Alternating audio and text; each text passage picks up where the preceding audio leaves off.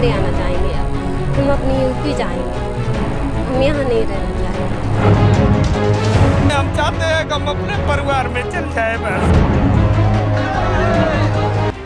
दूसरे प्रदेशों में रह रहे प्रवासी मजदूर अब किसी भी सूरत में अपने प्रदेश में वापस जाना चाहते हैं। मजदूरों के पास मौजूद नकदी और राशन खत्म हो चुका है। सरकार की ओर से दी जाने वाली सुविधाएं उन्हें मिल नहीं रही। ऐसे में अब वे किसी भी सूरत में अपने घर जाना चाहते हैं। यही कारण है कि तपती धूप में खेत हो या फिर सड़क या कोई कच्चा रास्ता, जहां भी उन्हें मार्ग दिखाई दे रहा है वे उसी पर चल देते हैं। सोनीपत में उत्तर प्रदेश की सीमा पर बैठे दर्जनों मजदूर से जब बात की तो उन्होंने जो कुछ कहा उसे सुनकर कोई भी हैरान हो जाएगा। हरियाणा से सैकड़ों किलोमीटर का सफर पैदल तय कर उत्तर प्रदेश की सीमा पर जब ये लोग पहुंचे तो वहां से इन्हें वापस खदेड़ दिया गया। ऐसे में ये लोग वहां यमुना नदी के पुल के नीचे बैठ गए। इन लोगों की जुबान पर एक ही रट थी कि अब हमें यहाँ नहीं रहेंगे, हमें अपने यूपी जाना है। हमीरपुर जिला से आए हैं, हरियाणा से आए हैं। कहाँ जाना है? यूपी। तो क्या परेशानी आ रही है? यहाँ बहुत कुछ परेशानी आ रही है, ना खाने को मिलता है। 3 महीने से हमको राशन पानी कुछ नहीं मिला है। जो कुछ था हमारे पास तो हमने खा लिया।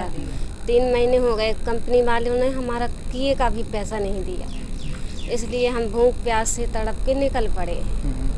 अब बस ये क्या पैदल देखे यात्रियों को तो हमने कि चलो पैदल चलते हैं, कहीं तो कुछ मिलेगा सुविधा, इसलिए हम निकल पड़े। यहाँ जमुना में हम फंस गए हैं, तो बस यही आपसे विनती है हमको यहाँ से निकालो। हम पैदल अब नहीं जा सकते हैं, ना हरियाणा जाएंगे, अब हम अपनी यूपी जाएंगे, हम यहाँ नहीं रहना चाहते। तो इधर से यूपी पुलिस पीट रही है, उधर से हरियाणा पुलिस? हाँ, दोनों तरफ से। अच्छा, बीच में फंस गया। हाँ, बीच में फंसे हुए हैं। वहाँ से पुलिस भगा रही है हमको, यहाँ से उधर, उधर से उधर। इसी में हम परेशान हो गए, हमारे पैरों में छाले भी पड़ गए। बहुत परेशानी है साहब, हमको निकाल दो यहाँ से। लखीमपुर खीरी जा रहे हैं यूपी में, और रोहतक झज्जर जिले में थे, डीगल गांव में गन्ना छिलने गए थे लॉकडाउन से पहले। 15-20 दिन काम किया, उसके बाद में काम हो गया ख़त्म। लॉकडाउन लगने के चक्कर में हम लोगों का पैसा कमाया वो भी ख़त्म हो गया, और घर जा नहीं पा रहे हैं। 15 दिन लगभग हो गए आज से। हमने वो करवा रखा था, वो परमिशन वाला जो वसूला सिस्टम बन रहा था वो करवा रखा था। वो भी तब तक वो आपका सरपंच बता दिया कि ये सिस्टम ख़त्म हो गया, अब गाड़ी वाड़ी नहीं आएंगी। हम लोग 2 महीने से रास्ता देख रहे, फिर हम लोग पैदल भाग पड़े वहाँ। फिर क्या मरते, फिर घर पे फिर बच्चे वो छोटे छोटे वो भी परेशान हो रहे हैं। झज्जर से यहाँ तक पैदल आए हो? जी।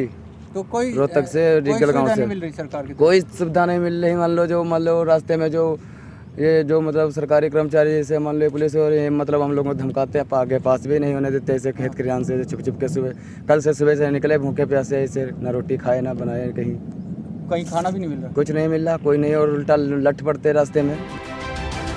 हरियाणा और पंजाब से यूपी और बिहार के लिए पलायन कर रहे प्रवासी मजदूरों का अब यही कहना है कि चाहे कुछ हो जाए, वे अब अपने प्रदेश और घर जाना चाहते हैं, फिर इसके लिए कुछ भी हो जाए। ऐसे में सवाल ये उठता है कि जब सरकार की ओर से इन मजदूरों को इनके घर तक पहुंचाने के लिए सुविधा शुरू की गई है, तो फिर इन तक उस सुविधा का लाभ क्यों नहीं पहुंच रहा।